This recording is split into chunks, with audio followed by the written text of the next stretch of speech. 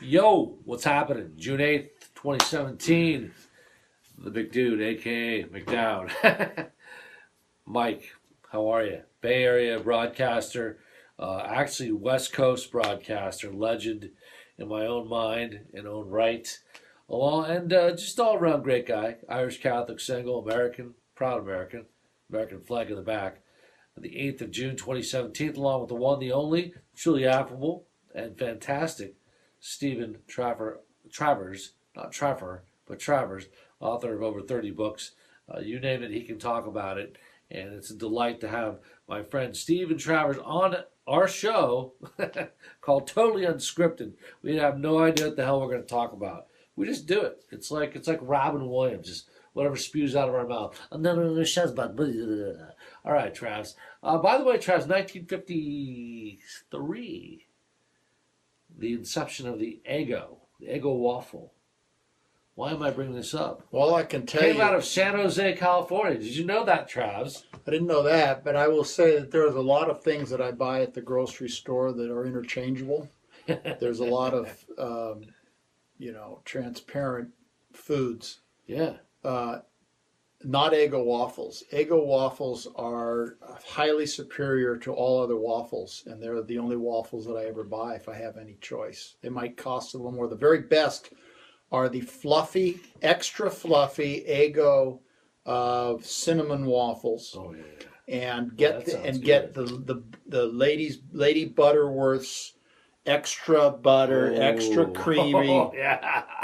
Yeah. It is outstanding, and there's nothing like it after you've had a few cocktails late at night, and you're looking for a little something to keep you a little something for the taste buds before you go to sleep. Nothing like those Eggo waffles.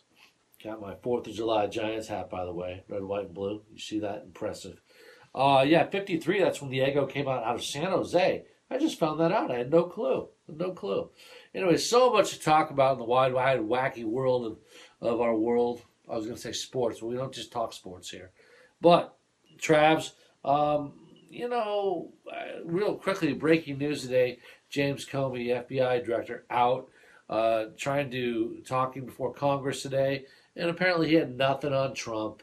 Essentially, what they found is that President Trump never asked him to stop the investigation into Russians' attempts to influence the 2016 election, and the evidence was stated today, and apparently nothing happened to Donald Trump.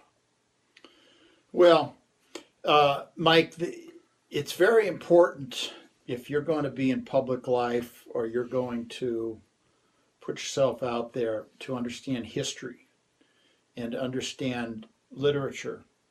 It might sound like it doesn't make a lot of sense, but politics is a lot about human nature. It's about psychology. And the founding fathers understood these aspects of who we were. They understood that the human nature of man is that man is basically corrupt. Man will generally not do the right thing.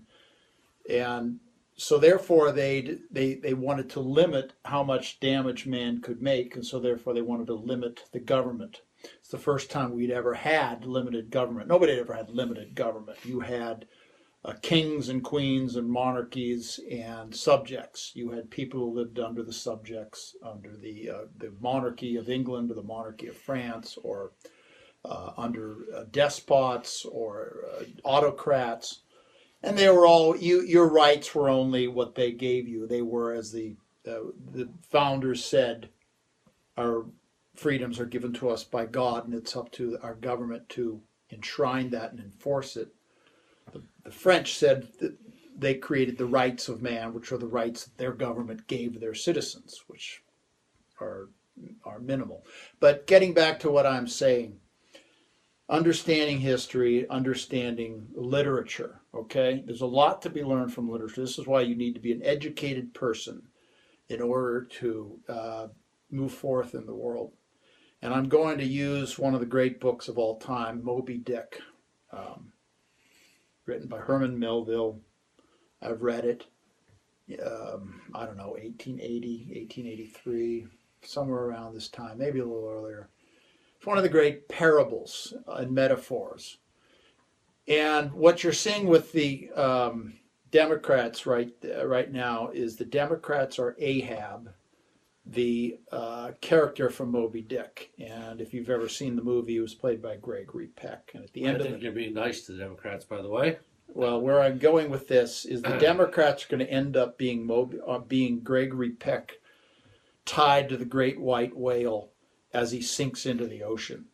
Because Gregory, the Ahab character, was absolutely obsessed with getting Moby Dick, the great white whale, who he saw as the devil. That's how he actually saw him in the book. He saw him as Satan, a spawn of Satan. He had to get him. He had lost his leg to him in an earlier battle. That was his motivation. And it takes him down against all reason, against all facts. He pursues Moby Dick into very dangerous parts of the water that endanger his ship. And we're seeing with the Democrats. They are endangering themselves and the country by going after Trump on nothing. They have nothing on, and there's nothing there. It's a big zero. And they are going after him and going after him and going after him. And they're going to go down. And I'll tell you where they're going to go down. They're not just going to go down in terms of not getting Trump.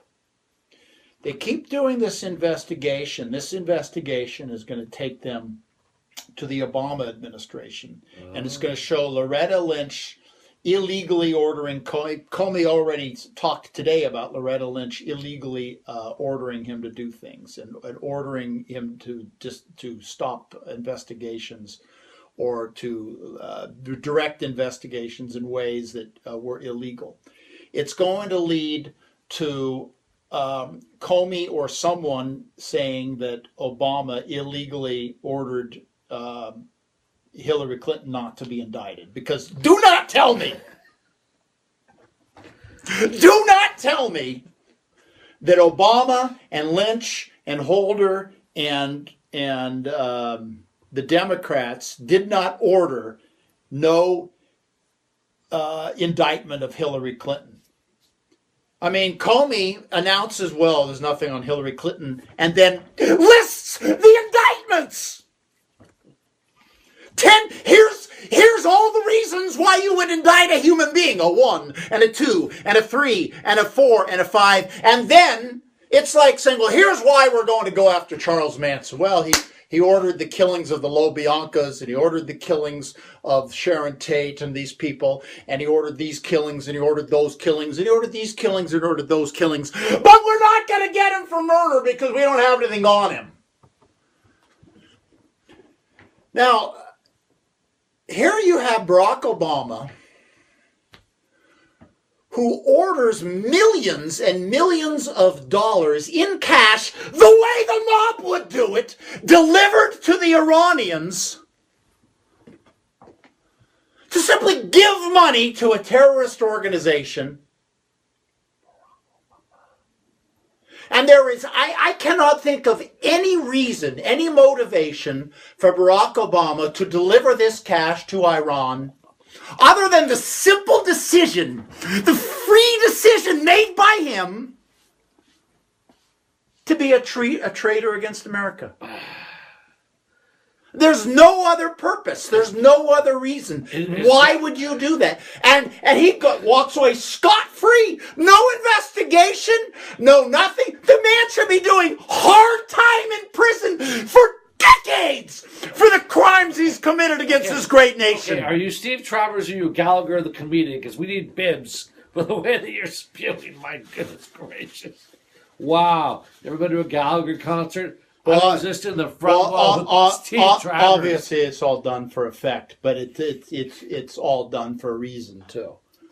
So, you've got to be kidding me. So, are you telling me ultimately that the Democrat Party will, in fact, implode and be destroyed forever? Unless never underestimate the ability of the Republicans to screw it up and blow it, because the Republicans are incredibly. I mean, well, they're too honest for their own good. I'm glad they're honest. I'm glad that we're. Whoopsie. I'm glad that we're the honest party and all that. But my God, and the Democrats are just so vile, so foul and vicious, and the insane lies that they tell are so voluminous and regular. That's all. I mean, at this point, that's all they do is lie. Yes. I don't know why. It's just inherent. And guys like John McCain are so honest to a fault, and then we'll find, I mean, I get them. I get that McCain was in a POW camp and he looked at human nature and he saw what really is evil. Right. And he said, I don't ever want to, get that vicious in public life. But these Democrats sure do. Well, speaking of Democrats, Ollie Stone is making a little bit of a mini series or some sort of series of interviews on HBO with Vladimir Putin. And I just saw a little preview of it, and I don't know that I can say. I have to say this. I don't know if I like the man or if I do respect what he's trying to do in his country of Russia. He is trying to uphold the family. He is also because he's trying to say that Vladimir Putin is a murderer. He's had people murdered. He's had people poisoned. Has he repented? He says he's a Christian. Has he repented? I think he recognizes because that there's God. I think he recognizes that there's a strong Christian tradition in Russia that a lot of people like. And he sees but I think he's a political Christian. Okay. I really. Well, I mean, much like. Well, just like Obama was a political. Well, Muslim. just like Nancy Pelosi's a so-called Catholic. Yeah, she's a political Catholic. But his stance on protecting the family in Russia and not allowing the homosexual agenda to manifest over there is something that Yeah, well, that's good politics. And I don't mean that he's trying to persecute anybody. We're not saying that, but he's not letting even socially for it to expand. And look what it's doing to our poor world. I mean, it's crazy what's going on. Well, it's interestingly enough, the Islamic State left a message after their latest bombing by the peaceful Muslims. Yes. In London, and it was interesting. You almost halfway agreed with some of what they were saying was that the reason they hate the West, they said, was because of homosexuality and debauchery and the degradation of the family. And these are all things that are coming out of Hollywood. Yep. And coming out of the culture.